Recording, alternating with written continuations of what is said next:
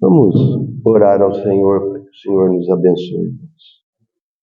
Querido Pai, em nome de Jesus, queremos rogar a Ti por esta ministração. Senhor, Tu és aquele que é a luz, Tu és aquele que necessitamos. E na verdade não necessitamos nada além de Ti. E nós queremos que o Senhor venha se dar a nós por meio da palavra.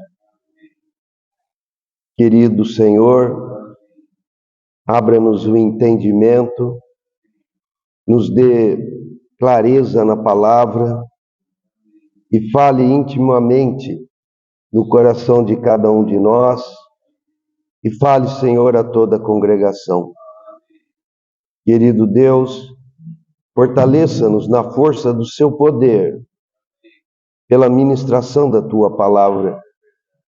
Tu és o pão vivo que desceu do céu, a Tua palavra é alimento para nós, Tu és o mestre por excelência, Tu és a própria verdade. Por isso, querido Senhor, queremos o Teu falar conosco nessa ministração. Querido Espírito Santo, Tu és aquele que nos ensina a Cristo. Esteja aqui e fale ao nosso coração. Amém. Te pedimos, ó Pai, em nome de Jesus. Amém. Amém. Irmãos, por favor, leiam o título geral e depois nós vamos ler o título de hoje. Leiam, por favor, irmãos.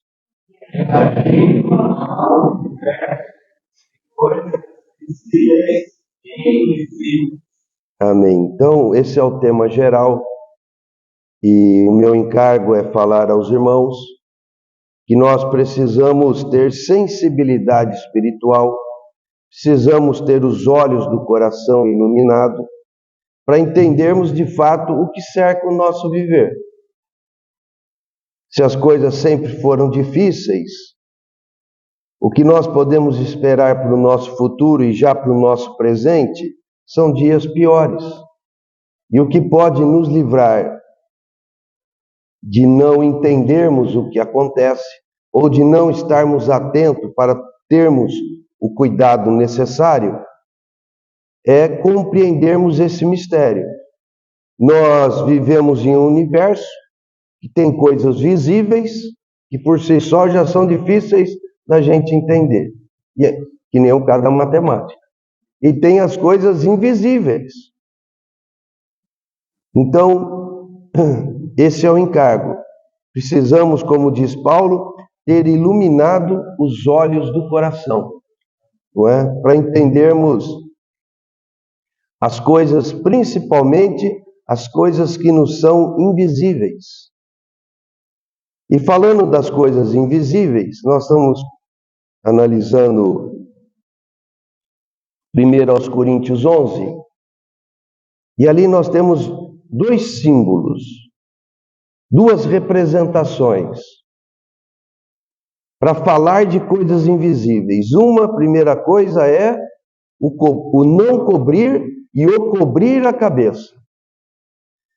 Por que as irmãs usam véu e os irmãos não? Não é? Ali a questão são dois assuntos, né, irmãos? Que começa com o não cobrir. Isso tem um significado. E um segundo assunto ali é o cobrir. Nós já falamos sobre isso. Então, por que as irmãs devem cobrir? Porque há anjos prestando atenção no que estamos fazendo. E nós precisamos mergulhar nesse mundo invisível. Eu não vejo anjos, nem vejo Deus. Nem vejo Jesus, muito menos o Espírito Santo. E eu preciso saber que tem mais uma quantidade absurda de seres espirituais que eu não vejo e que afetam a minha vida diretamente. Bom, então um assunto é a questão do cobrir a cabeça. E a outra questão ali é a mesa do Senhor. Na segunda metade do capítulo 11 de 1 aos Coríntios, Paulo vai dizer a respeito da mesa do Senhor, que é outra simbologia também. O que significa tudo aquilo? Um pão, um cálice, o Senhor ter dito fazer isso em memória de mim? No que implica aquilo? Então, é sobre esse ponto que nós estamos falando. Isso está em 1 Coríntios 11. Mas há uma passagem sobre a mesa do Senhor, que está no capítulo anterior, o capítulo 10, que também fala da mesa do Senhor, em contraste, em contraposição à mesa dos demônios. E essa passagem, ela pouco é evidenciada. E nós precisamos entender bem todo o conteúdo desse capítulo 10. Entendermos bem o raciocínio de Paulo, não é? Isso vai nos enriquecer muitíssimo o entendimento do mundo à nossa volta. Bom, ali o Senhor está falando, através de Paulo, sobre a mesa do Senhor e a mesa dos demônios, e que nós não podemos participar de uma e de outra ao mesmo tempo. O Senhor diz no Evangelho, em Mateus 5, 6, não podeis servir a dois senhores. Ou você ama um e detesta o outro, ou ama o outro e detesta um. Não dá para ter dois senhorios sobre a nossa vida. Bom, então é nesse sentido. Então, o tema do que eu quero falar hoje é esse: a mesa do Senhor e a mesa dos demônios. Eu vou esquecer. A mesa do Senhor e a mesa dos demônios, né? Então, digam, irmãos, repitam para mim: a mesa do Senhor e a mesa dos demônios.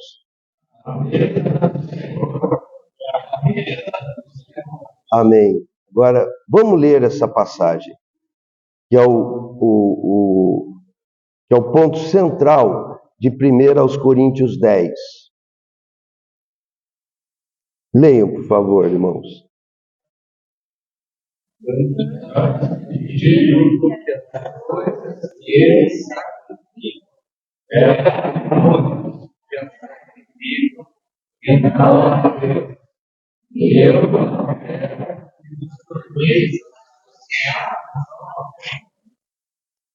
Opa, está aí.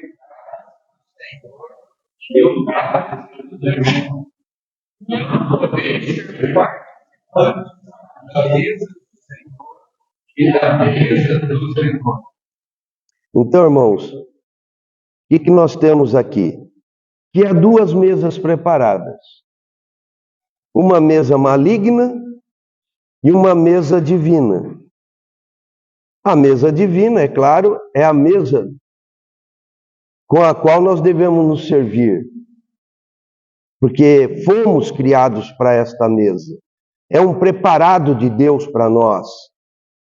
E há uma mesa, que nós vamos ver com calma, que é uma mesa de rebelião. Desde o começo, o Senhor concedeu escolha a anjos e depois aos homens. Os anjos tiveram que escolher entre querer ser submisso a Deus com respeito ao seu propósito ou não. A questão toda qual que é, amados? É o propósito de Deus. Eu e você existimos para algo. Não tem nada a ver com a profissão que se exerce, não tem nada a ver com quem você casou, ainda que tudo isso são assuntos agregados, mas está tudo muito longe de ser a razão do nosso viver. Eu vivo, eu existo, fui trazido à existência para algo que Deus tem no coração. E Paulo, falando resumidamente disso, de uma maneira bem sintética, Romanos 8, 29, o que ele nos diz ali? Quem já guardou?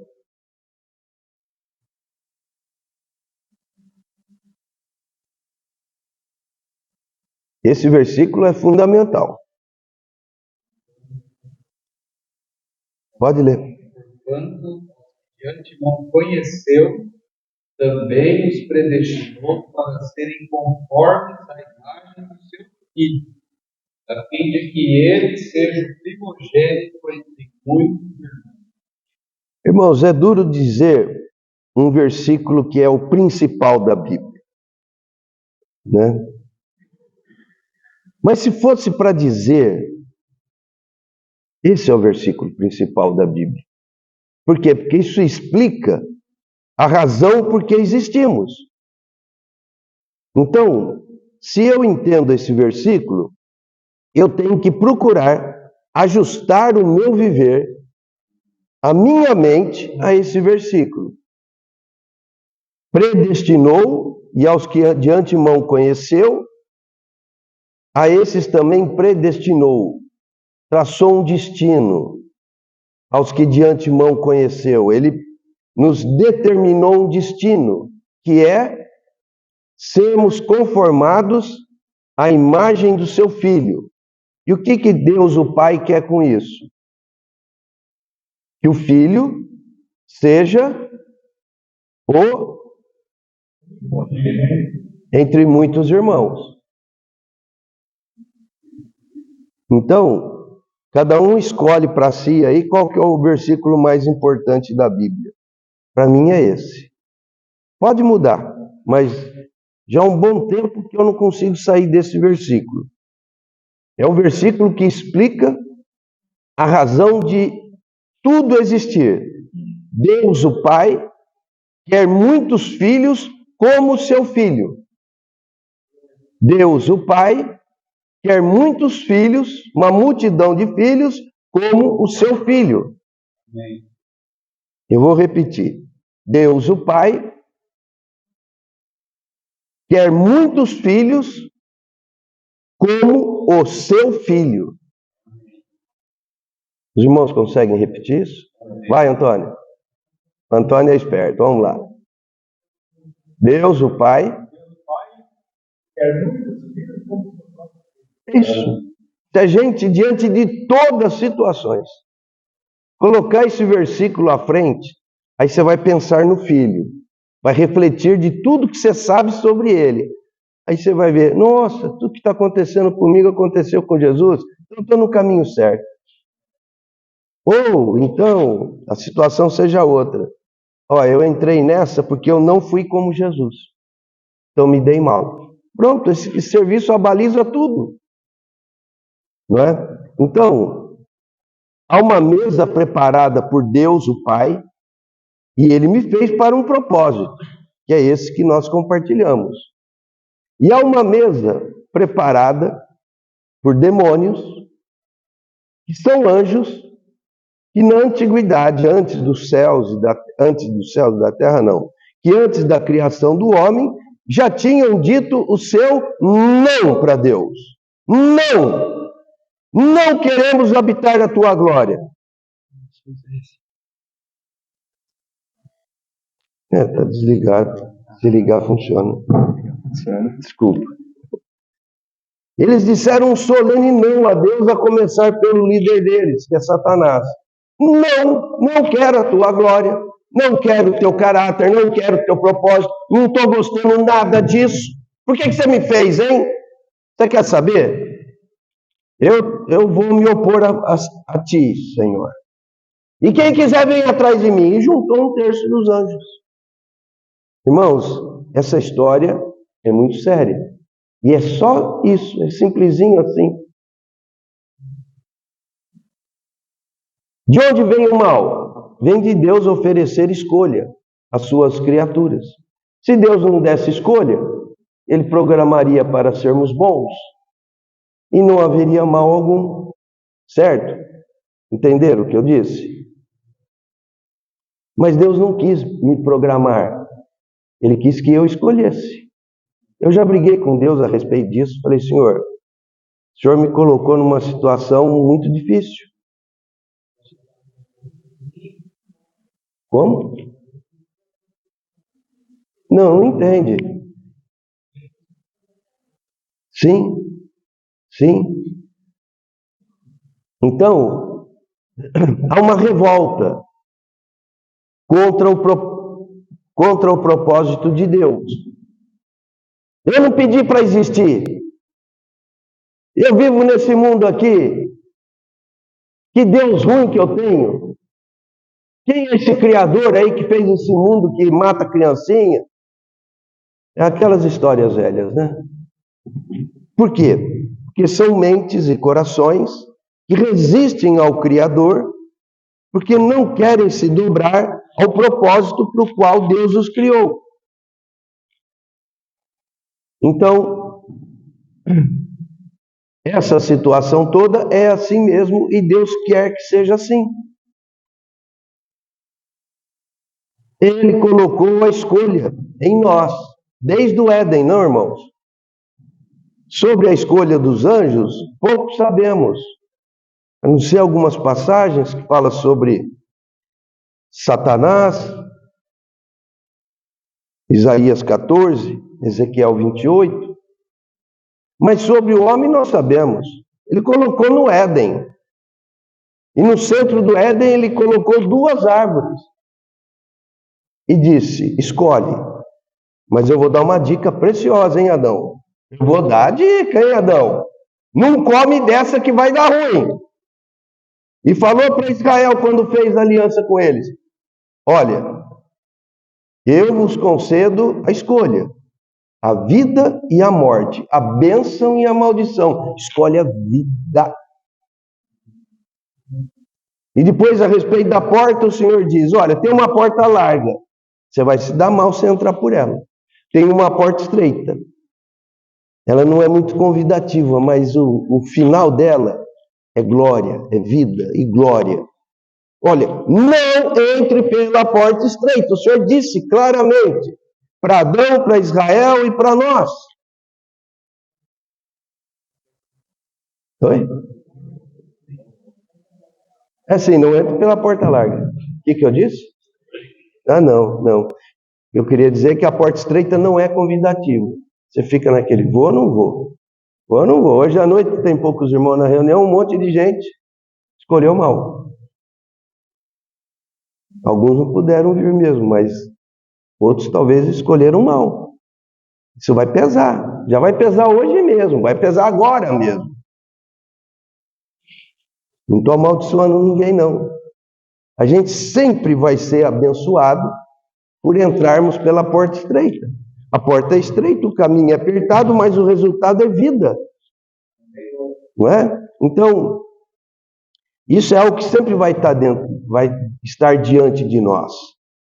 Então, há uma mesa de Deus, preparada por Deus, que nos criou com um propósito definido, e Ele preparou uma mesa para nos prover de tudo. Não falta nada nessa mesa. Ali tem provisão material e tem provisão espiritual. Tudo do bom e do melhor. Mas em nós sempre vai haver esta crise da escolha. Mas é certo que a mesa do Senhor sempre é melhor que a mesa dos demônios. Aí se alguém pergunta, irmão, não tem uma terceira mesa assim, meio em cima do muro, não? Não tem, meus irmãos, não tem. É a árvore da vida e a árvore do conhecimento. Tem o caminho da bênção e o caminho da maldição. Tem a porta estreita, que leva à vida. Tem a porta larga, que leva à perdição. Não tem empate, não tem ponto neutro. Né? E o nosso coração sofre, que às vezes nós estamos cansados, desanimados, às vezes é pura teimosia mesmo, e a gente quer meio que arriscar a porta larga, né? Eu sei que é frio. Ai. Clama ao Senhor, tá difícil, clama ao Senhor. Não é verdade? O Senhor não nos deu o Espírito como nosso ajudador? Então, esse é o espírito do que vamos ver. Aqui são coisas que eu já falei, eu vou passar rápido. Bem rápido, vou gastar só 5 minutos com esses 3 próximos slides. Não há 2 mundos, mas há um só mundo de coisas visíveis e invisíveis. O pessoal costuma usar a expressão, porque no mundo espiritual, não há um mundo espiritual. É tudo embolado. O mundo material e o espiritual, o visível e o invisível, eles estão convivendo no mesmo espaço. Eu tenho dificuldade para atinar com as coisas invisíveis. Mas com as coisas visíveis, eu estou vendo, pelo menos nessa sala, nesse ambiente, eu estou vendo os irmãos, as cadeiras, as lâmpadas, estou vendo tudo aqui. Mas o Espírito do Senhor está aqui? Há anjos do Senhor aqui? Há demônios que a essa altura já tiveram que sair? Mas o que eu vejo com os meus olhos físicos é o que é material. E essas coisas convivem, na verdade, no mesmo ambiente. Eu não posso viver nesse mundo físico ignorando o que de espiritual há nele. Eu não posso viver nesse mundo visível ignorando o que de invisível há nele. Vamos prosseguir. Aqui são vários versículos, né? Para comprovar esse tema aí em cima, esse título.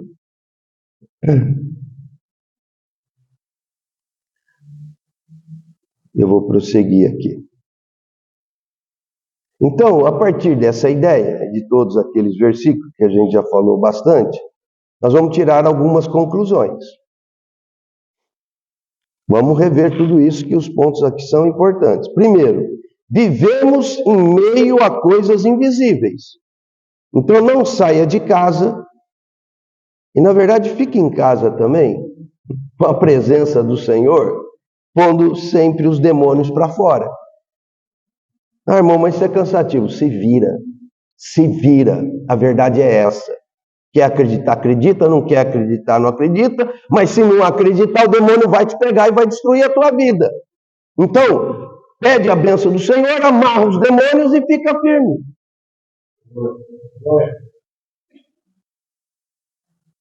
Antes eu meio que insistia para as pessoas abrirem o coração. Hoje eu não quero saber se você está aberto ou não. A verdade é essa. Vocês entenderam? O diabo está dando volta em torno da tua vida o tempo todo para te devorar. E não se precaveja, não. Você vê onde é que você vai acordar. Leve isso a sério. Então, leve muito a sério isso, viu, irmãos? Nós vivemos em meio a coisas invisíveis. Quando Paulo disse, a nossa luta não é com sangue e carne. É com principados e potestades. Eles têm dominado esse mundo de trevas. Eles são forças espirituais da maldade. Ah, mas como é que eles são, Paulo? Ele vai dizer também, não sei. Só sei que é assim, ó, você teme a Deus, se sujeita a Deus, resiste ao diabo e ele foge. Mas baseado no quê? Baseado no que a palavra está ensinando. Baseado no que a palavra instrui.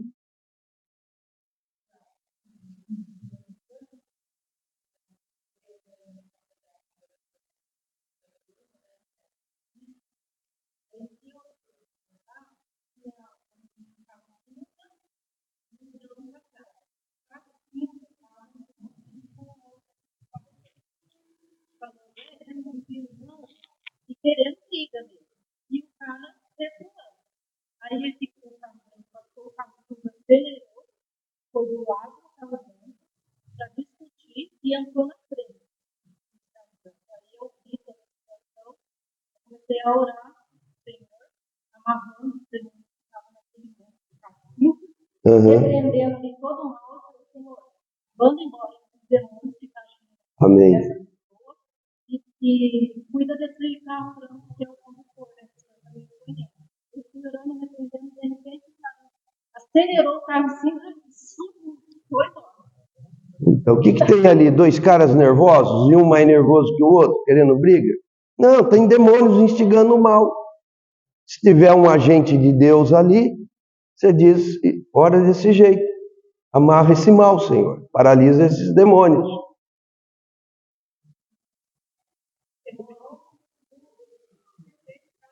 É impressionante. E a gente, à medida que a gente vai se exercitando nisso, você vai ganhando coragem, discernimento.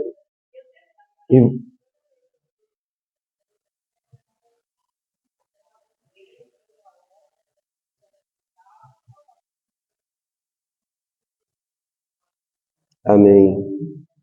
Amém. 2. O invisível, estou falando do Senhor, dos anjos do Senhor, e também dos demônios. O invisível interfere nas coisas visíveis. 3. A guerra, ou o juízo de Deus e seus anjos, versus Satanás e seus anjos, acontece no meio da humanidade. Nós já vimos isso, né? Só vou passar rápido. Prestem atenção nisso, irmãos, somos muito mais atingidos pelas coisas invisíveis do que pelas coisas visíveis. Às vezes você está nervoso, nervosa, o marido, a esposa nem sabe o porquê, e você vai dar uma resposta ríspida que vai gerar uma confusão. O que aconteceu ali? Você vai pedir para Freud explicar? O psicólogo explicar? São coisas que nos atingem. Daí Paulo dizer, apague sempre os dardos inflamados do maligno. As nossas lutas são contra seres invisíveis. E as nossas bênçãos vêm do Deus invisível. 6. Após a morte, começamos a enxergar o que hoje é invisível.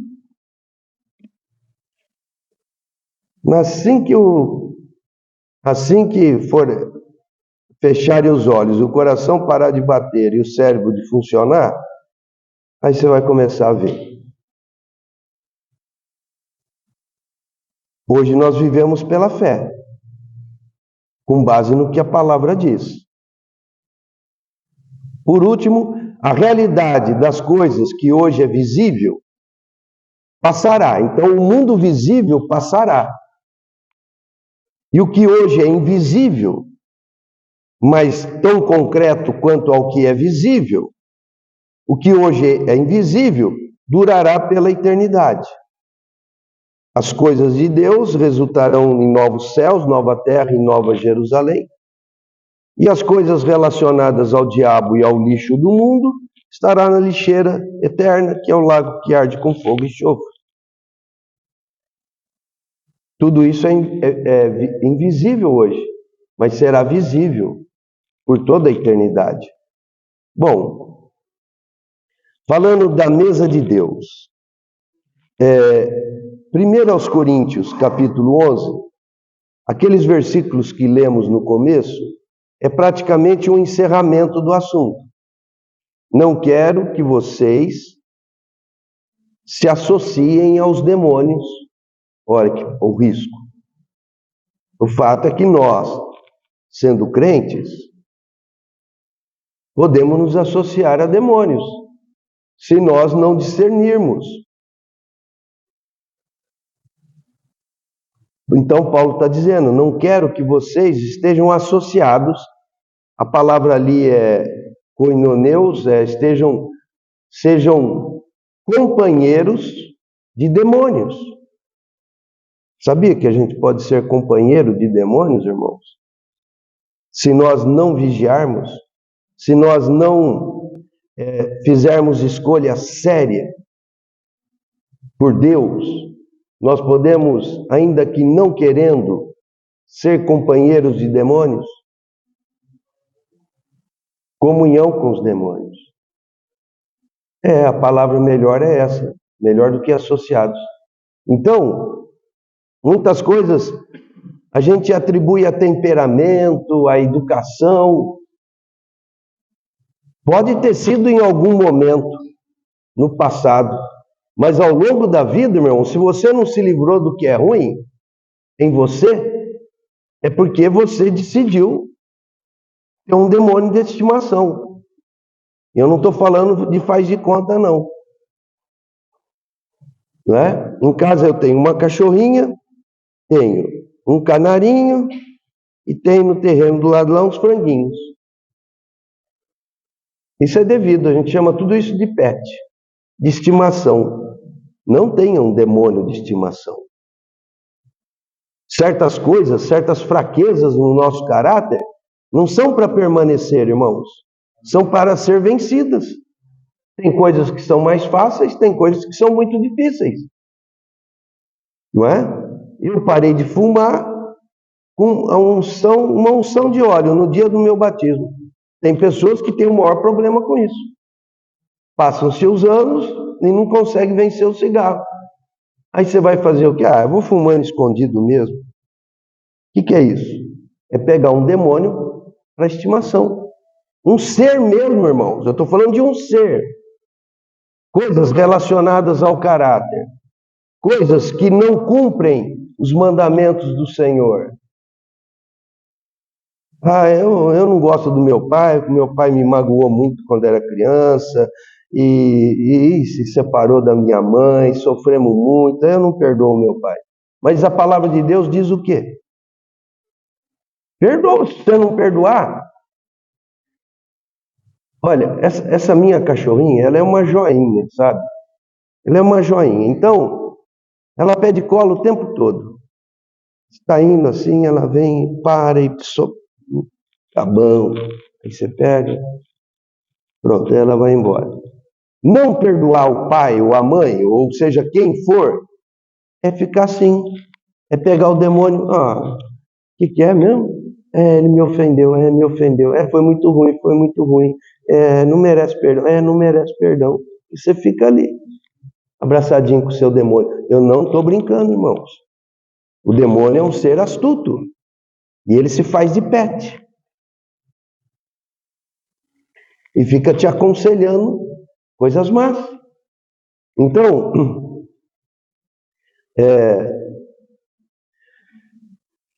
Paulo vai dizer então para a gente não estar associados aos demônios. Esse é um assunto, irmãos, eu vou dizer, para a vida toda. O ano passado eu fiz 50 anos de convertido. Olha que tempo, como o tempo passa.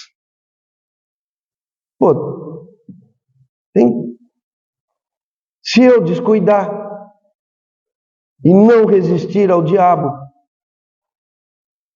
eu fico pegando alguns demônios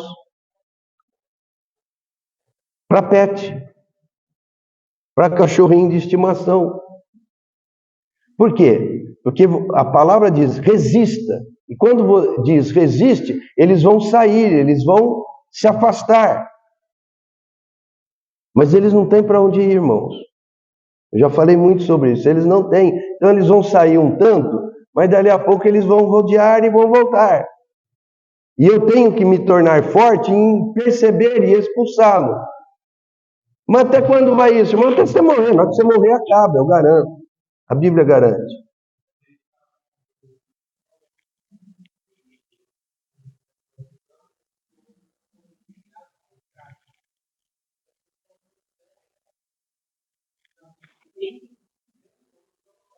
Sim. Uma mente. O corpo, sim, né? Possuído, mas a maior operação deles é mental. Por isso que as pessoas estão tão atormentadas. De usar o meu corpo, é pouco provável que ele use o corpo de um crente verdadeiro. Mas a mente, meu irmão, é o tempo todo. Então eu preciso discernir, resistir, que é a palavra insistente dos apóstolos, resiste e ele vai fugir. Vamos aqui.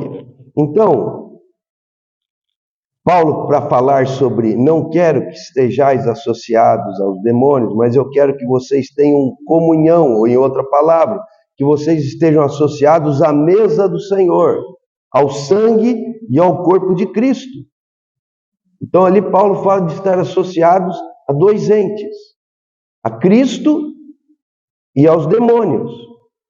Falou, olha, eu não quero vocês associados com demônios. E ele está falando isso para quem? Para a igreja em Corinto. Ou igreja encapetada. É a igreja mais encapetada do Novo Testamento.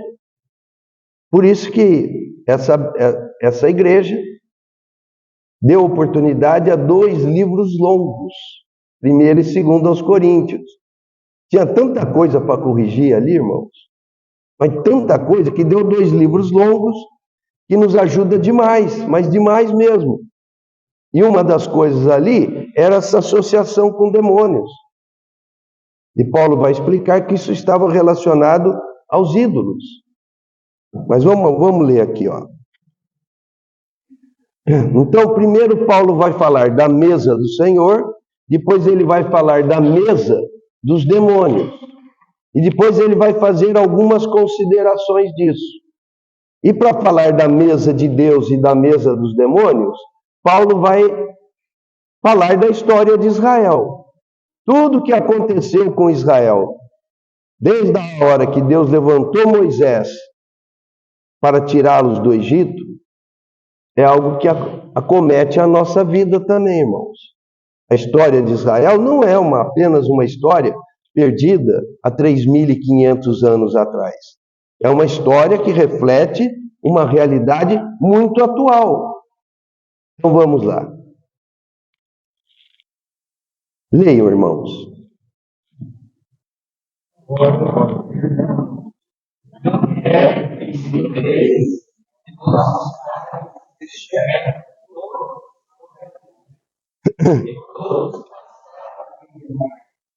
Temos sido Vamos lendo. assim com respeito a Moisés. Todos eles comeram e beberam da mesma fonte espiritual, porque bebiam de uma terra espiritual que os seguia, e a terra era. Então, irmãos, hoje eu não vou ter tempo para explicar, mas cada uma dessas afirmações, cada versículo desse, tem as referências devidas na história de Israel. E da próxima vez nós vamos ver com calma. São histórias longas, mas que precisam ser lidas. Nós precisamos refletir nessas histórias. Então, vejam, Israel estavam no Egito escravizados por Faraó. E sabemos que isso aí, do ponto de vista da figura de linguagem, fala do quê? Do ser humano escravizados por Satanás num sistema mundano. O sistema mundano é o Egito, Satanás é Faraó, e a relação do povo de Deus com Faraó e ao mundo é de escravidão. O Senhor precisou tirá-los de lá e começaram uma caminhada para o lugar que foi perdido, para Canaã. O Senhor prometeu aquilo a Abraão, mas eles foram lá para o Egito por conta da fome nos dias de José e não quiseram retornar para Canaã. Aí, no Egito, se tornaram escravos, e para sair dali, para retornar para Canaã agora, ia ter muita luta. Iam ter basicamente 3 lutas. Uma era sair de debaixo do domínio de Faraó. Precisou de 10 pragas. Depois foi 40 anos no deserto. Nós vamos ver como morreu gente teimosa no deserto. Então foi uma briga que acho que foi contra eles mesmo. O Senhor queria eles no pacto, na aliança que ele estava oferecendo, e o povo não queremos. Então morria. E depois, para entrar em Canaã, houve uma outra luta muito grande, que começou em Jericó. E teve que desalojar os reinos da terra, porque eles ficaram tanto tempo fora, que outros povos se instalaram ali. Então, colocando isso à luz da nossa experiência, fomos criados à imagem e semelhança de Deus, para comermos da árvore da vida e termos uma vida cheia de Deus. A escolha de nossos pais no Éden foi comer da árvore do conhecimento, então se perdeu o Éden, ou seja, deixou a Canaã e foram lançados para fora do Éden. E ali fora do Éden começou um sistema chamado um sistema mundano, que começa com Caim matando Abel. E ali as coisas vão desenvolvendo debaixo de um governo maligno, que de tão maligno que era, mas de tão maligno que era, o que o Senhor precisou fazer? Acabar com tudo. Isso aqui, Pedro chama isso de um mundo antigo. Já houve um primeiro mundo, irmãos. Mais exatamente há 4.000 anos atrás. 4.500 anos atrás. Já houve um mundo antigo que acabou. Sabia? Houve um mundo que acabou. Mas como Deus não tinha conseguido realizar o propósito dele, ele recomeça. E logo depois do recomeço, a coisa começa a caminhar mal. Surge um tal de Nimrod, que faz uma torre chamada de Babel, e que quer fazer grande o nome dele. É uma rebelião contra Deus. De novo a rebelião volta. Mas aí o Senhor tira do meio daquela população rebelde um homem chamado Abraão. E de Abraão ele tira um povo. E desse povo ele tira Jesus. Não é? Então, agora o que nós estamos fazendo? Um caminho de volta ao propósito de Deus. E esse caminho de retorno, irmãos, é o mesmo caminho de retorno de Israel. Estava fácil voltar para Canaã? Sair do Egito e vencer os poderes de Faraó? Atravessar um deserto de securas, serpentes e escorpiões? Estava fácil? E depois que chegou lá, gente, chegamos, hein? Desculpa aí o atraso, faz 400 anos que a gente se atrasou. Sabe, agora nós viemos. Você acha que eles foram recebidos com... Então, do começo ao fim, é guerra, e guerra, e guerra. Aí vem os apóstolos e nos diz, resiste ao diabo, resiste, é pau quebrando mesmo, resiste. Ele vai fugir. E a condição é, se sujeita a mim, resiste ao diabo. Então, quando o povo sai do Egito, o Senhor faz eles passarem por todos esses processos. Eles foram batizados na nuvem, que era uma manifestação visível da presença do Espírito Santo. Eles passaram pelo mar, eles comeram de um manjar espiritual, porque o maná era um milagre, era uma coisa sobrenatural. O maná não se plantava, não se produzia, só se colhia e durante o dia ele derretia. E no dia seguinte ele aparecia de novo. O que é isso? Sobrenatural. Eles beberam também no deserto de uma fonte espiritual, que Deus provia a eles água. E essa pedra os seguia. Olha quanta coisa espiritual, sobrenatural. E eles estão frequentemente duvidando de Deus, afrontando a Deus. Então, essas coisas aqui, o poder libertador de Deus que os tirou, o manjar espiritual com que o Senhor os alimentou, a água que saía de uma rocha misteriosa, que o Senhor dava a eles de beber, essa é a mesa do Senhor para aquele momento. E o Senhor tem tudo isso aqui para nós hoje também. Agora vamos ver sobre a mesa dos demônios. Então eles estavam no deserto, o Senhor tinha uma mesa preparada de coisas sobrenaturais para eles, mas os demônios, que caminham junto com o povo, Se não forem resistidos, eles vão instigando o mal nas pessoas. Não mudou nada de lá para cá, irmãos. Vamos ver, na sequência, versículo 5. Leiam, por favor, irmãos.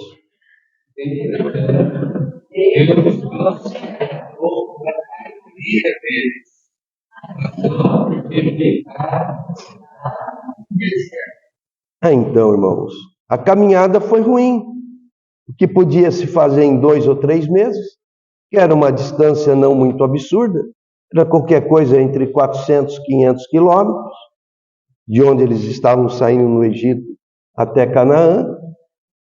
Tá certo que era uma multidão, mas se fosse todo mundo calmo, ordenado, sabe aquela coisa de emergência? Sem correria. Sabe aqueles treinos na hora do pânico? Vamos sair ordenado, sem correria, todo mundo caminhando, tranquilo, ninguém atropela ninguém.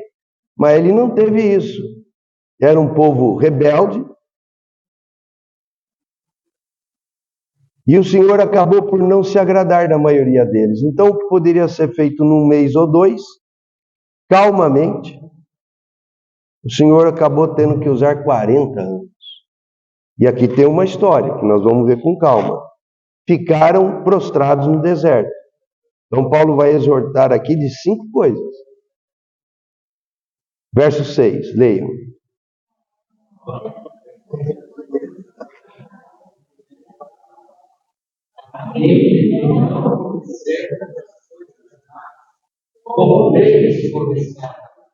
Então, eles cobiçaram coisas más.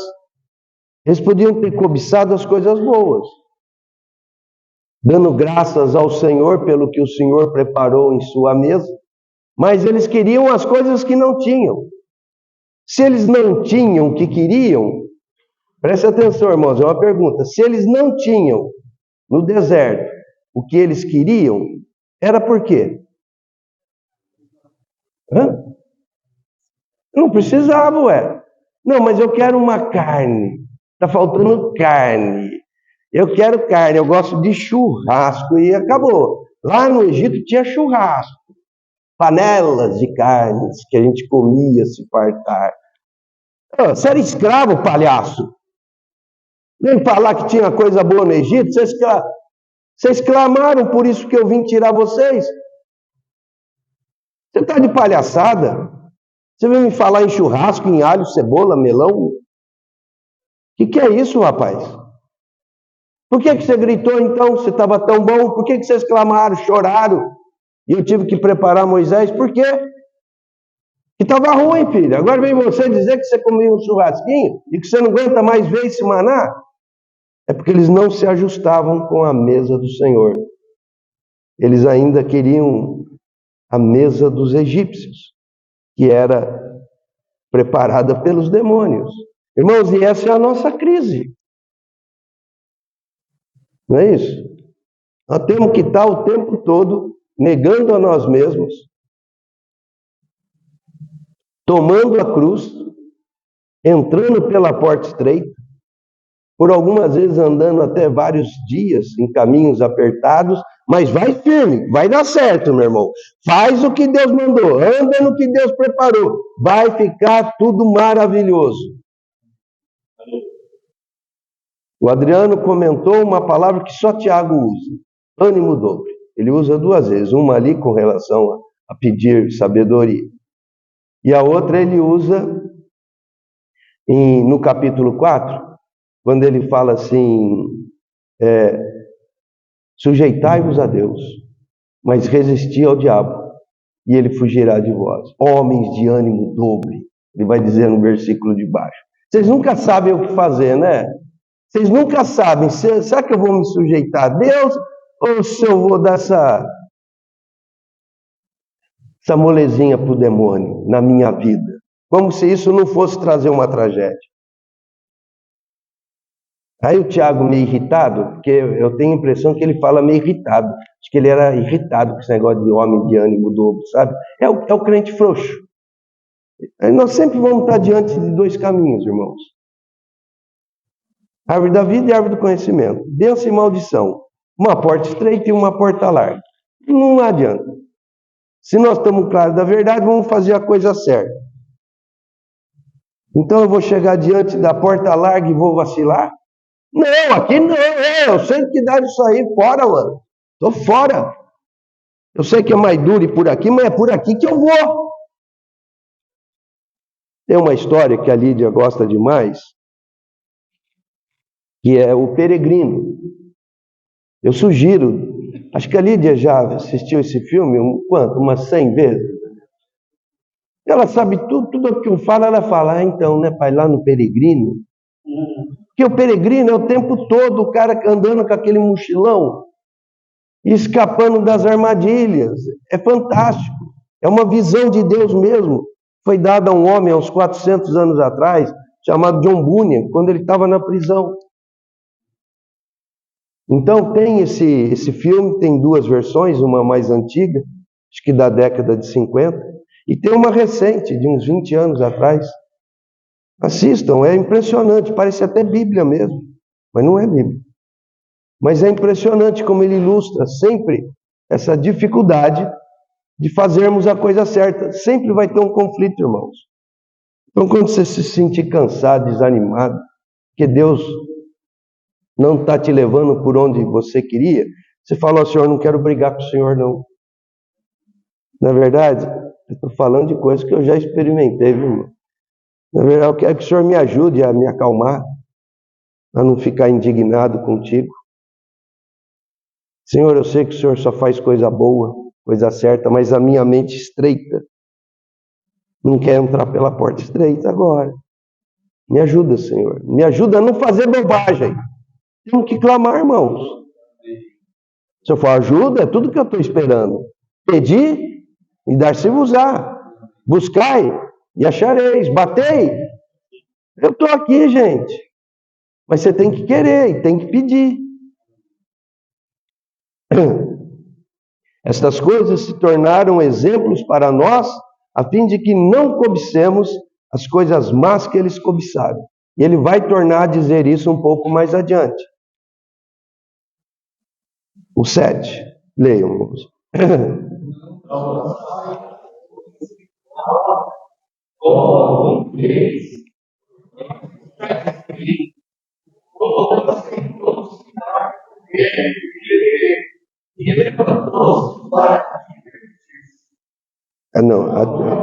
Não, só um minutinho. Então, o primeiro problema é Deus não se agradar do nosso coração. É o problema do versículo 5. Lembram de alguém de quem Deus não se agradou? Caim, filho. É o começo de tudo. Só que hoje eu não vou falar nisso. Da próxima vez a gente volta. E o exemplo mais claro aqui é o Caim. E depois nós vamos ver a história de Caim amplificada absurdamente em Números 14. Agora aqui um segundo problema, a idolatria. Está falando da situação do bezerro de ouro. A idolatria é um outro ponto muito sério que temos que atentar. Vamos avançar porque eu estou encerrando. 8.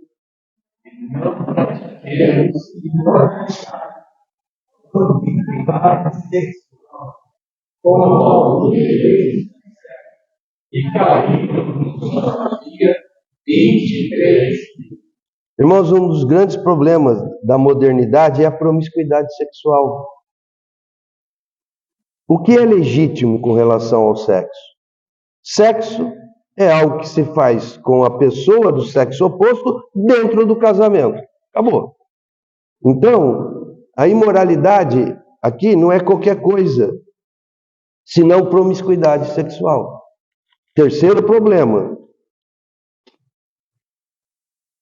Quarto. Leiam, irmãos.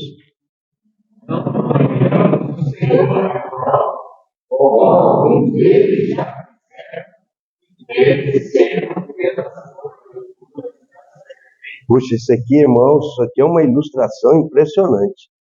Não desafie o Senhor. Se o Senhor falou que vai acontecer, vai acontecer. Se o Senhor falou não teima, não teima, meu irmão.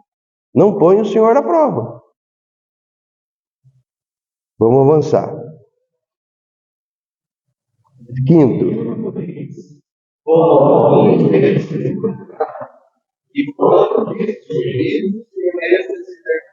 A murmuração, a queixa, a conversinha, o falatório. E tudo isso tem casos lá em Êxodo, ou Números, ou Deuteronômio. Nós vamos, com a graça do Senhor, ver cada coisa com calma. A murmuração. Então, se nós atentarmos para esses 5 pontos, sermos agradáveis ao Senhor, não nos inclinarmos à idolatria, não nos inclinarmos à promiscuidade sexual, não pormos o Senhor à prova, não teste o Senhor. Os irmãos estão lembrando de um versículo sobre isso? Quem que foi testado nisso, de pôr o Senhor à prova? O Senhor Jesus. O que o diabo falou para ele? Levou ele no alto do templo e falou: pula daqui, os teus anjos vão te acudir, vai ser um espetáculo tremendo, ninguém vai duvidar que você é o Messias. Aí o Senhor deu essa resposta: não tentarás ao Senhor teu Deus, safado, cafajeste. Isso é nota minha.